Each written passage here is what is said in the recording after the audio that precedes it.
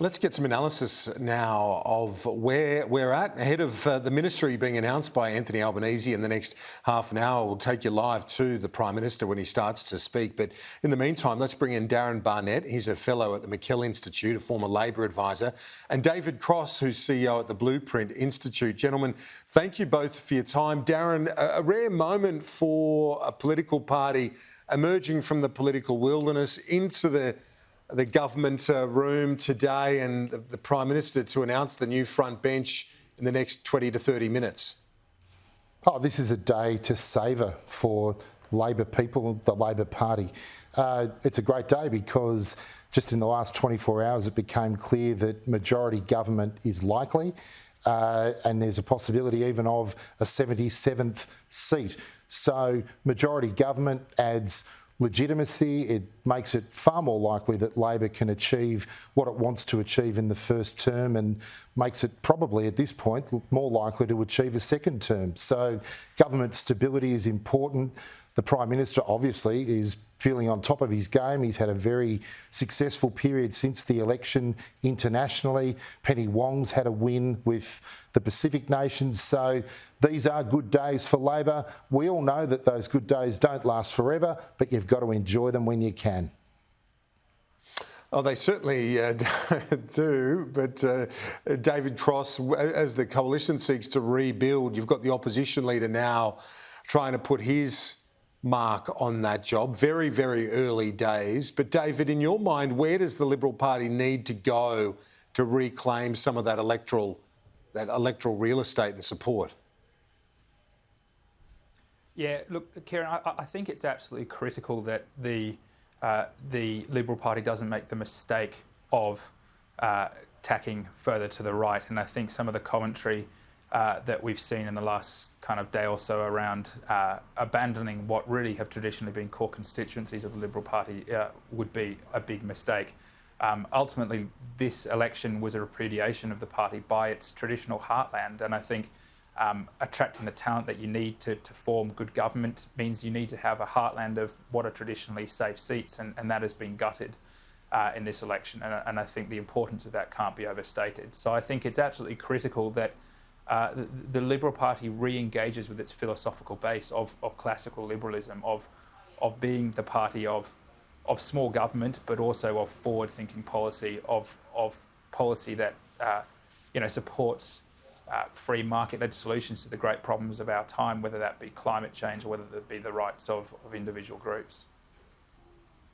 I noticed, David, that the new opposition leader has already marked a shift, certainly an emphasis, if not the substance at this point, but on the federal ICAC, saying, OK, that fight's been had, and essentially suggesting that he'll back it. He's a strong backer, he said, of a federal ICAC, David.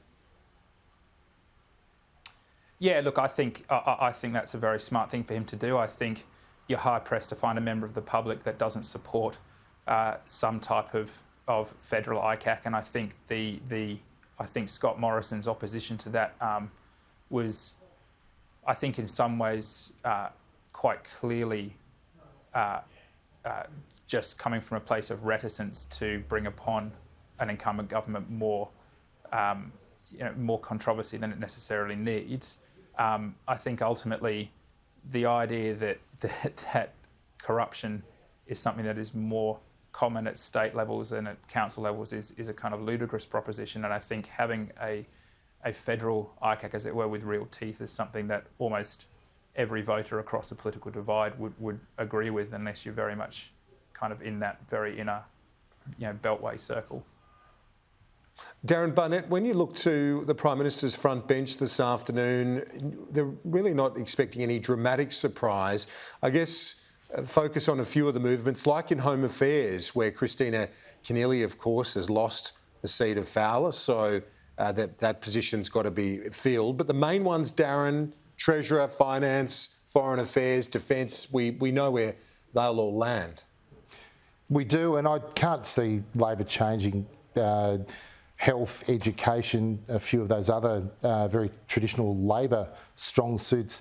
Environment is a big issue for Labor, so they need to fill Terry Butler's spot. Home Affairs, certainly under Peter Dutton, was a very important portfolio with a high profile. So there've been talk of maybe Brendan O'Connor or Jason Clare, who've done parts of that job before, or they might put someone new into that position because they don't have that millstone around their neck of having been in that position in a Labor government. But it's disappointing for Terry Butler and Christina Keneally, having done all the hard work of opposition and majority government, not making it into the cabinet. But unfortunately, that's the nature of politics, and others will step up to fill those shoes, and we will find out at 4 o'clock today exactly who has been successful in that quest. We will indeed. David Cross, when you look to the new coalition team, Susan Lee as deputy to Peter Dutton, do you like the fact that the new opposition is saying straight off the bat through Susan Lee yesterday particularly that they've got to listen to women voters in order to start to win them back? Yeah, I mean, that's absolutely critical, and that's obviously a... I think having Susan in that position is very, very important, and I think that is something that was widely supported by the entirety of the party room.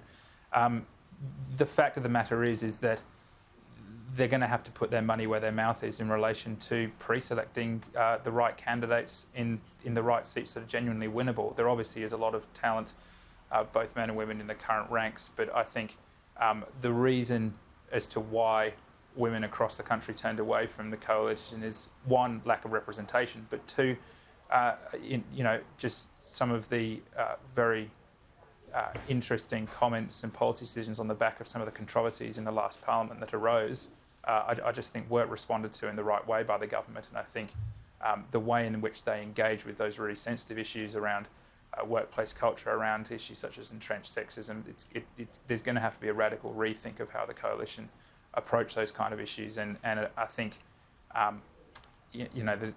that's going to have to, as I said, be obviously demonstrated through diversity on the front bench or in the shadow cabinet, but more importantly through the rhetoric of how they respond to the issues that arise and that will continue to arise, and who they pre-select for those seats that they absolutely need to win back. And Darrin, finally to you, do you like what you hear when the new Prime Minister talks about changing the politics, being more inclusive and setting the tone of more consensus?